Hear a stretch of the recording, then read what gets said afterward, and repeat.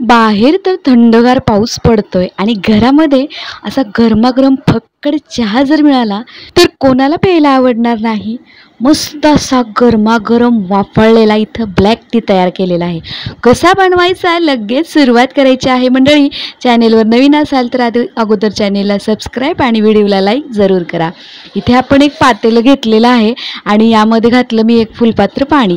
तर मी इथं स्वतःसाठीच ब्लॅक टी बनवते. आज मी तुम्हाला ब्लॅक टी बनवण्याची एकदम मस्त भन्नाट अशी पद्धत तुमच्याबरोबर शेअर करणार आहे. बऱ्याच वेळेला काय होतं, ब्लॅक टी बनवताना एकतर ब्लॅक टी कडू होतो, नाहीतर तो एकतर सपक होतो. तर एकदम व्यवस्थित असा परफेक्ट ब्लॅक टी कसा बनवायचा मी तुमच्यासोबत शेअर करते. त्यामुळे व्हिडिओ स्किप करू नका, व्हिडिओ शेवटपर्यंत नक्की बघा.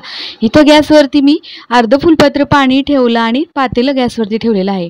इथं पाव चमचे मी इथं चहा घातलेला आहे. यामध्ये चहा पत्ती ब्लॅक टीला अगदी कमीच घालायची आहे. जर तुम्ही पोहे खायच्या चमच्याने घालत असाल तर अगदी पाव चमच्याला सुद्धा कमी इथं चहापत्ती घालायची आहे.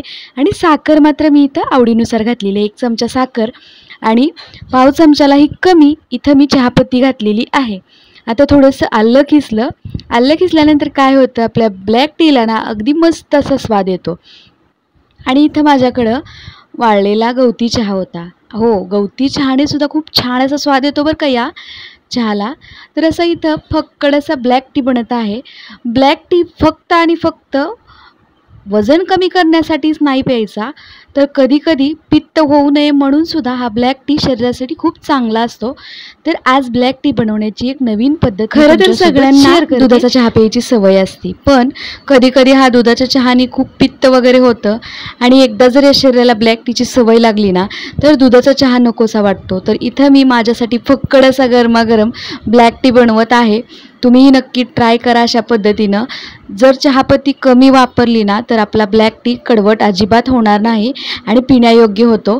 तर इथे आपला ब्लॅक टी ऑलमोस्ट तयार झालेला आहे. मी गॅस बंद करते आणि एका फुलपात्रामध्ये आपला ब्लॅक टी गाळून घेते. मी इथं फुलपात्रामध्ये चहा पिते, त्यामुळे मी इथं फुलपात्रामध्ये आपला मस्त असा झालेला ब्लॅक टी गाळून घेते. अशा पद्धतीने जर तुम्ही ब्लॅक टी बनवलात ना तर तुमचा ब्लॅक टी ना अजिबात कडवट होणार नाही. तर इथं मस्त असा गरमागरम वाफाळलेला ब्लॅक टी तयार झालेला आहे. खरं तर ब्लॅक टी बनवायला खूप सोपं आहे, पण कधीकधी काय होतं, आपल्याकडून ब्लॅक टी थोडासा कडवट होतो. कडवट होऊ नये म्हणून काय करायचं, चहापत्ती अगदी कमी वापरली ना तर आपला ब्लॅक टी अगदी मस्त असा तयार होतो आणि अजिबात कडवट लागत नाही.